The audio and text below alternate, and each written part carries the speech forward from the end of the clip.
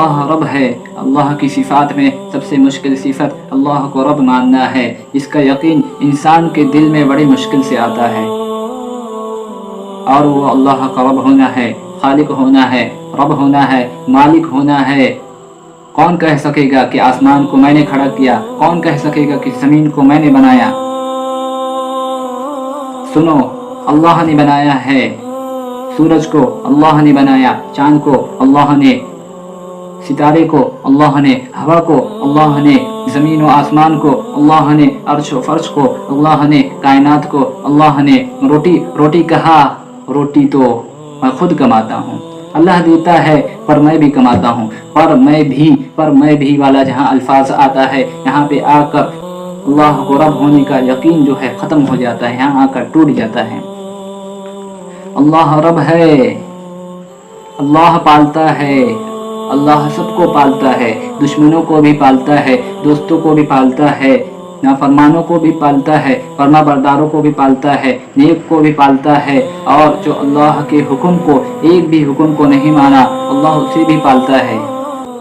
بڑا مشکل سوال، رزق کا انتظام، رزق کا نظام دشمن کے لیے بھی اور نیک کے لیے بھی، بڑا مشکل سوال۔ اور یہ چیز کا یقین انسان کے دل و دماغ میں، انسان کو سمجھ میں آتا بہت مشکل سے ہے۔ اور چونکا دینے والی بات یہ ہے، قبر کا پہلا سوال بھی یہی ہے، من ربک، بتا رب کون ہے، بتا پالتا کون ہے، بتا پالنے والا کون ہے۔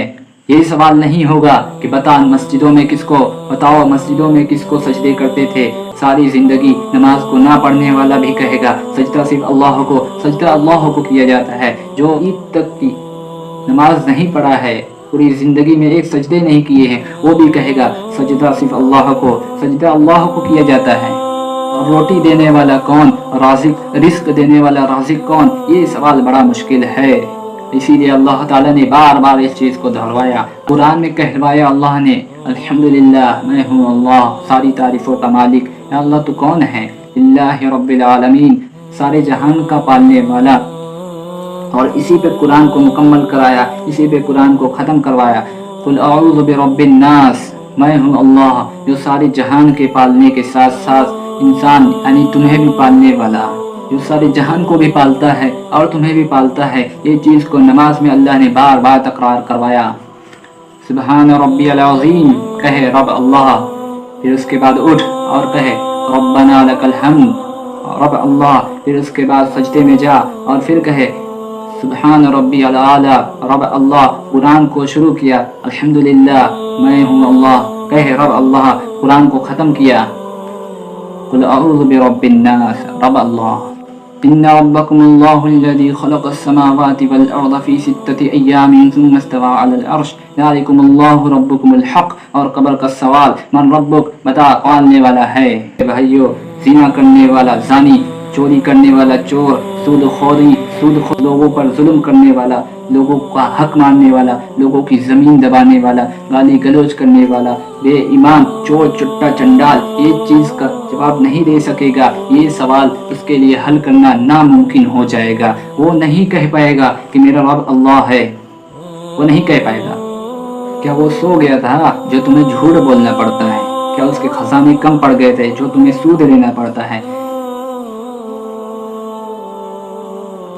ارے میرے بھائیو، جس چیز کی تمہیں تلاش ہے، سارے مسئلے کا حل کرنے والا تمہاری شہرت سے بھی زیادہ تم سے قریب ہے، جو کہتا ہے ادعونی لاستجب لکم۔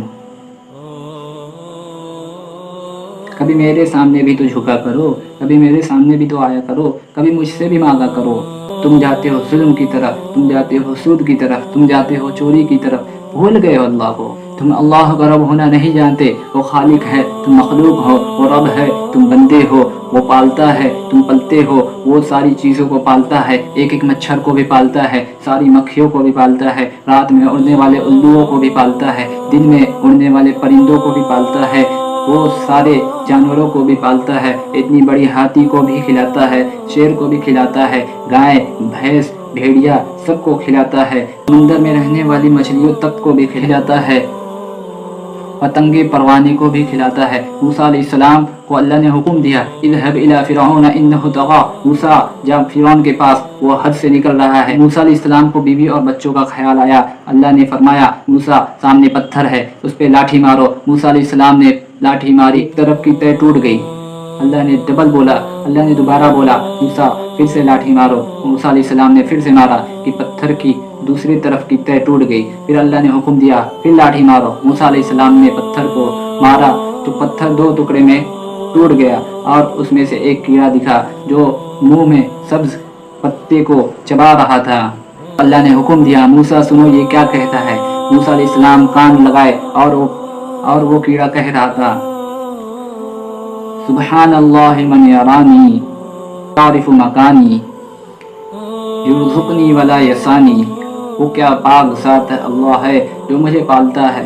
वो क्या पाक ज़ात है जो मुझे हर तरफ देखता है, जो मेरे मकान को, जो मेरे रहने की जगह को जानता है, जो मुझे खिलाता है और मुझे भूला हुआ नहीं है। आप सल्लल्लाहु अलैहि वसल्लम ने एक लश्कर को रवाना किया, उसमें 400 सहाबा, जिसमें से अल्लाह के नबी ने सबको एक एक थैली में थोड़ा जौ, थोड़ी खजूर थैली में बांधकर एक एक को दिया। एक सहाबी हैं हुदैर रज़ियल्लाहु ताला अन्हु, जिन्हें अल्लाह के नबी देना भूल गए और उन्होंने मांगा नहीं और वो सामान उठाए और लश्कर में हुए ये कहते हुए जा रहे हैं, ऐ अल्लाह, ऐ मेरे रब, तू तो, ऐ मेरे रब, तेरे नबी ने दिया नहीं, मैंने मांगा नहीं, तेरा नबी तो भूल गया पर तू तो ना भूला।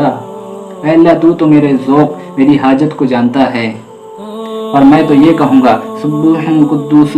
ऐसे कहते कहते वो जा रहे हैं।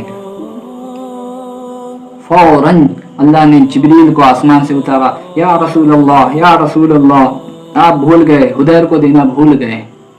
अल्लाह से मांगो, देखो जो तुम्हारी हर एक चीज़ से, तुमसे सारी चीज़ों से ज़्यादा तुम्हारे करीब है। ख्वाजा मोइनुद्दीन चिश्ती अजमेरी रहमतुल्लाह अलैह का फरमान है, अल्लाह और बंदे के दरमियान सिर्फ एक फासला है, सिर्फ एक चीज़ है, वो उसकी नफ्स है। मेरे भाइयों, ऐसे अल्लाह से मांगो जो कहता है मांगो मुझसे, जो इंतज़ार में है कब मेरा बंदा मुझसे मांगे। मांगो तो सही, थोड़ा सब्र करो, मांगो। जिब्रील कह रहे हैं, या रसूलुल्लाह, या रसूलुल्लाह, जल्दी भेजें, आप उसे भेजें। उसकी फरियाद ने, उसकी दुआ ने आसमान के दरवाजे को तोड़ दिया।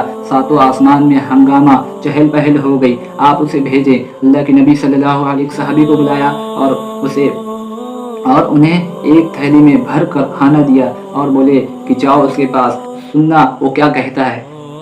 लिहाजा ये गए हैं और वो सहाबी जिनके पास जाना था वो लश्कर में सबसे पीछे हैं। वो कहते हुए जा रहे हैं, ऐ अल्लाह, ऐ मेरे रब, तेरे नबी ने दिया नहीं, मैंने मांगा नहीं, तेरा नबी तो भूल गया पर तू तो ना भूला। और मैं तो ये कहूँगा, सुब्हानल्लाहि वल्हम्दुलिल्लाहि ला इलाहा इल्लल्लाह वल्लाहु अकबर। ये कहते हुए जा रहे हैं कि ये सहाबी उनके पास जाते हैं और कहते हैं, अस्सलामु अलैकुम। भाई अल्लाह के नबी मुआसरत चाहते हैं कि वो तुम्हें देना भूल गए। फिर उसके बाद उनके हाथ में थैली गई है तो उन्होंने अल्लाह का शुक्र किया, अल्हम्दुलिल्लाहिल्लज़ी ज़क्करनी इन फ़ौक़ि अर्शिही। क्या सारी तारीफ़ें मेरे अल्लाह की है। ऐ अल्लाह, तू तो सात आसमान के ऊपर अर्श पर रहकर तेरे इस बंदे को ना भूला। वो शुक्र कर रहे हैं अल्लाह का और कह रहे हैं, ऐ अल्लाह, जिस तरह तू मुझे ना भूला, तेरे इस बंदे को भी तौफीक दे कि ये भी तुझे ना भूले। और ये बात सुनकर वो सहाबी अल्लाह के नबी सल्लल्लाहु अलैहि वसल्लम के पास आए। आपने पूछा क्या कहा? उन्होंने फरमाया, वो ये कहा, ये अल्फाज कहे। अल्लाह के नबी सल्लल्लाहु अलैहि वसल्लम ने फरमाया, तू उसकी बातों को नकल कर रहा है, ऐसा लगता नहीं, लेकिन तेरे इस कलिमात की वजह से ज़मीन और आसमान की जो खला है, ज़मीन और आसमान की जो खला है वो रोशन हो गई। सोचो, जिसने नकल किया है उसके कहने से ज़मीन और आसमान की जो खला है वो पूरी रोशन हो गई। जिसके मुंह से ये अल्फाज निकला होगा उसके मुंह से कैसी रोशनी निकली होगी। मेरे भाइयों, जिस चीज़ के लिए हमने अल्लाह को छोड़ा है, सूद की वजह से छोड़ा है, अगर वो अल्लाह सारी दुनिया के पानी को कड़वा कर दे तो ये पैसे का क्या होगा, ये सूदखोरी का क्या होगा। वो अल्लाह जो रात को ठहरा दे, उसको दिन ना होने दे, कौन ऐसी ताकत है, कौन ऐसी पावर है जो रात को बदल दे। अल्लाह सारे समंदर को इस ज़मीन पर चढ़ा दे तो कौन सी ताकत है, कौन सी साइंस है, कौन सी टेक्नोलॉजी है जो इस चीज़ को रोक दे। اقول قولی ھذا واستغفر اللہ وآخر دعوانا ان الحمد للہ رب العالمین.